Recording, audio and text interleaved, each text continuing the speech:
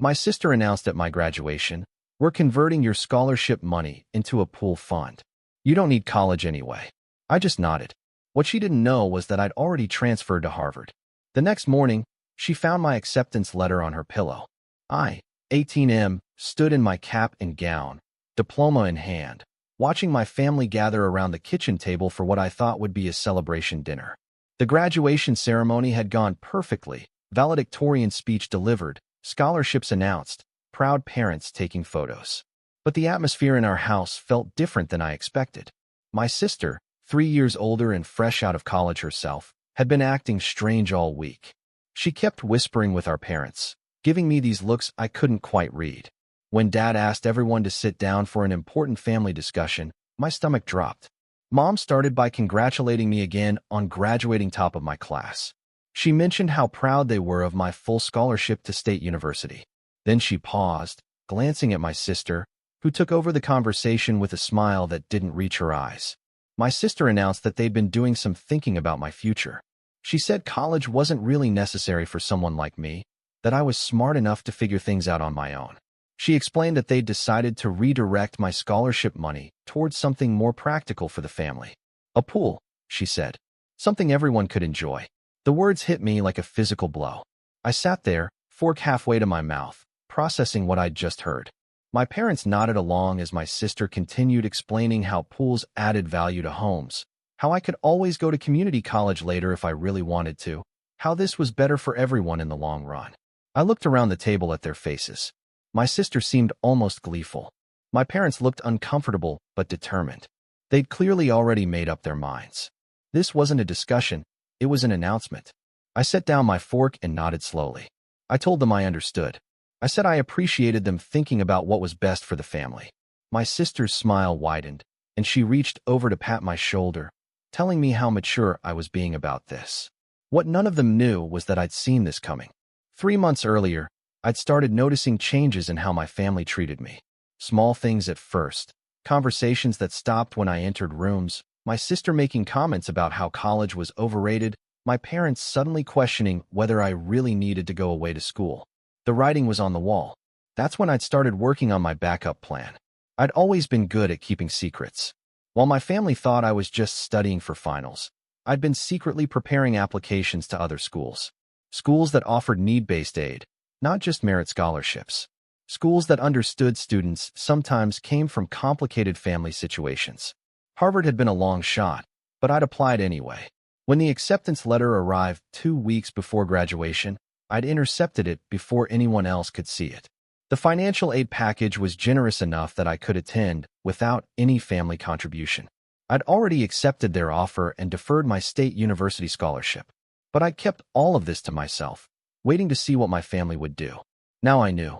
After dinner, I excused myself to my room. I pulled out the Harvard acceptance letter I'd been hiding in my desk drawer. The thick paper felt substantial in my hands, real in a way that made everything else feel like a bad dream. I spent the evening making final preparations. I called Harvard's admissions office to confirm my enrollment. I researched student jobs on campus. I looked into bus schedules for getting to Cambridge. Everything was falling into place. My sister knocked on my door around 10 p.m. She came in without waiting for permission, flopping down on my bed like we were about to have some heart-to-heart conversation. She told me again how proud she was of how I'd handled the news. She said most kids my age would have thrown a tantrum, but I was showing real maturity. She went on about how the pool would be amazing, how I could invite friends over, how it would make our house the cool place to hang out. She painted this picture of summer parties and family gatherings, like she was doing me some kind of favor. I listened and nodded and made appropriate responses. Inside, I was counting down the hours until morning. That night, I barely slept. I kept thinking about all the times my sister had undermined me growing up. The way she'd convinced our parents I was too irresponsible for certain privileges. How she'd always positioned herself as the responsible one, the one who knew what was best for everyone. She'd graduated with a communications degree and moved back home, supposedly to save money, but really because she couldn't figure out what to do with her life. Meanwhile, she was making decisions about my future like she had any authority to do so. I thought about my parents too, and how they'd let her influence them. How they'd sat there nodding while she explained why their son didn't need an education. How they'd chosen a swimming pool over my dreams. The anger kept me awake, but it also kept me focused. Tomorrow would change everything. I woke up before dawn and made my final preparations. I wrote a short note explaining that I'd be leaving for college as planned, just not the college they expected. I packed a single bag with essentials. I'd figure out the rest later. I made copies of all my important documents. Then I took the Harvard acceptance letter and walked quietly to my sister's room. She was still asleep, sprawled across her bed like she owned the world. I placed the letter carefully on her pillow, right next to her head where she couldn't miss it. The crimson Harvard logo seemed to glow in the early morning light filtering through her blinds. I stood there for a moment, looking at her peaceful face. She had no idea what was coming. No idea that her little brother had outmaneuvered her completely. I left the house before anyone else woke up. I'd arranged to stay with a friend's family for a few days before heading to Cambridge. As I walked down our street with my bag over my shoulder, I felt lighter than I had in months. My phone started buzzing around 8 a.m. First my sister, then my parents, call after call. I let them all go to voicemail. I wasn't ready to talk yet. The first voicemail was my sister screaming. She'd found the letter and was demanding to know what kind of game I was playing. She wanted to know how I'd gotten into Harvard without them knowing, how I planned to pay for it, why I was being so secretive and manipulative. The irony wasn't lost on me. My parents' messages were more confused than angry. They wanted to understand what was happening, wanted me to come home so we could talk about this as a family. Dad's voice sounded genuinely bewildered, like he couldn't figure out how things had gotten so complicated. I finally answered when my sister called for the 10th time. She immediately launched into a tirade about how I was being ungrateful and selfish. She said I was throwing away a perfectly good scholarship to State University for some fantasy about Harvard. She demanded to know how I thought I was going to pay for it. I calmly explained that I'd already worked out the financial details. I told her about the need-based aid, about the work-study programs, about how I'd managed to secure funding without any family contribution. I could hear her getting more frustrated as I spoke. She switched tactics, trying to guilt me about abandoning the family. She said our parents had sacrificed so much for me over the years, and this was how I was repaying them. She said I was being dramatic and that we could work something out about the pool situation. I told her it wasn't about the pool. It was about the fact that they'd made a major decision about my life without consulting me. It was about being told I didn't need college while sitting at my own graduation dinner. It was about being treated like my dreams and goals didn't matter. She got quiet for a moment, then asked what I wanted from them. I said I didn't want anything. I was 18, legally an adult, and I was making my own choices now. I told her I'd be in touch once I got settled at school, but for now, I needed space to process everything that had happened. She tried to argue more, but I hung up. Update 1. The next few days were a whirlwind of preparation and family drama. My parents drove to my friend's house to try to convince me to come home. They sat in the living room looking uncomfortable while I explained my position. Mom cried and said she didn't understand why I was being so secretive. She insisted they'd only been trying to do what was best for the family as a whole. Dad was quieter, but I could see him starting to realize how the whole situation must have looked from my perspective. I showed them the financial aid documents, proved that I could attend Harvard without their help. I explained that I'd applied to multiple schools as backup options because I'd sensed something was wrong with how they were talking about my future. Dad asked why I hadn't just talked to them about my concerns. I reminded him about the graduation dinner, about how they presented their decision as final. I asked him how he thought I should have responded to being told my education didn't matter. That seemed to hit home. He got quiet and looked at Mom, then back at me. He said they'd made mistakes in how they'd handled things, but they were still my parents and they loved me. I told him I loved them too, but love didn't mean I had to accept being treated like my opinions didn't matter. I said I was going to Harvard, and I hoped they could eventually be proud of me for it. Mom asked about my sister, about how angry she was. I said my sister was an adult who could handle her own emotions. I wasn't responsible for managing her feelings about my choices. We talked for another hour, and by the end, they seemed to understand my position better. They didn't like it, but they understood it. Dad even admitted that maybe they'd let my sister influence them too much in the decision-making process. They left without trying to force me to come home, which felt like progress. My sister, meanwhile, had been calling mutual friends and extended family members, trying to get them to convince me I was making a mistake. She was painting herself as the victim, saying I was tearing the family apart over a misunderstanding. But some of our relatives started asking questions about what exactly had happened. When they heard the full story, that my family had decided to redirect my scholarship money to build a pool, the reactions weren't what my sister expected.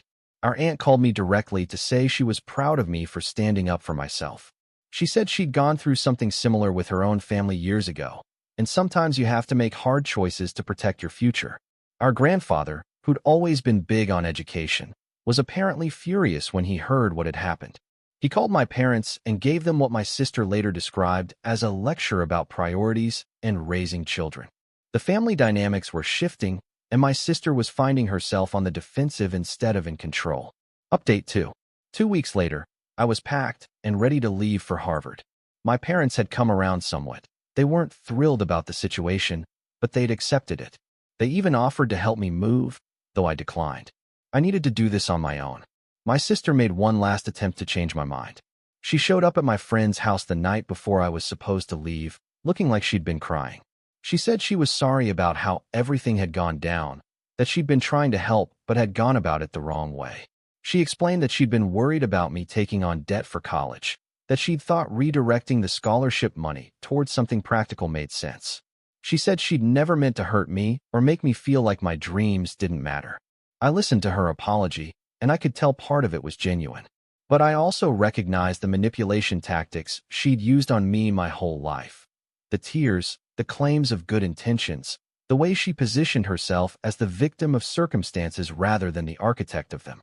I told her I appreciated the apology, but it didn't change what had happened. I said I needed to see consistent changes in how she treated me, not just words when she was facing consequences for her actions. She asked what she could do to fix things. I said she could start by taking responsibility for her role in the situation without making excuses. I said she could stop trying to control other people's major life decisions. I said she could work on understanding that being older didn't automatically make her wiser or more qualified to run other people's lives. She didn't like that answer. She got defensive again, saying I was being unfair and holding grudges. She said families were supposed to forgive each other and move on. I told her forgiveness didn't mean pretending nothing had happened. It didn't mean going back to the same dynamic where she made decisions for me and I was expected to go along with them. I said I was willing to rebuild our relationship, but it would have to be on different terms. She left angry, but I felt good about how I'd handled the conversation. The next morning, I took a bus to Cambridge. As the miles rolled by, I felt a mixture of excitement and nervousness. I was really doing this, going to Harvard, pursuing my dreams, building a life on my own terms.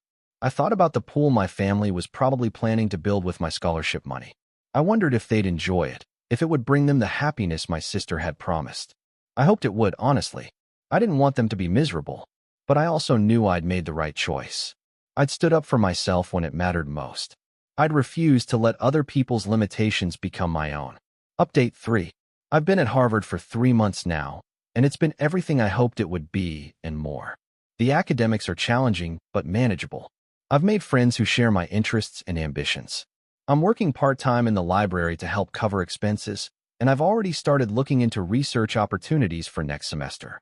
My relationship with my family has been slowly improving. My parents and I talk regularly now, and they've started asking about my classes and my plans for the future. They seem genuinely interested in my life here, which feels good. Dad admitted recently that he'd been influenced too much by my sister's opinions about college and career paths. He said he'd forgotten that I was my own person with my own goals and dreams. He apologized for not standing up for me during the graduation dinner conversation. Mama's been sending care packages and asking if I need anything. She's proud of my grades and the fact that I'm managing everything on my own.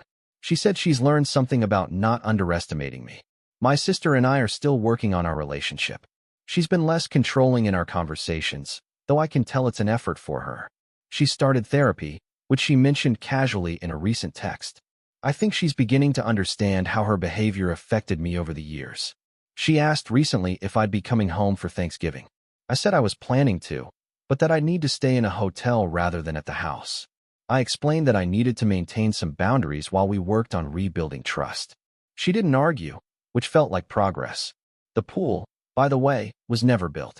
Apparently, once they actually looked into the costs and logistics, they realized it wasn't as practical as my sister had made it sound.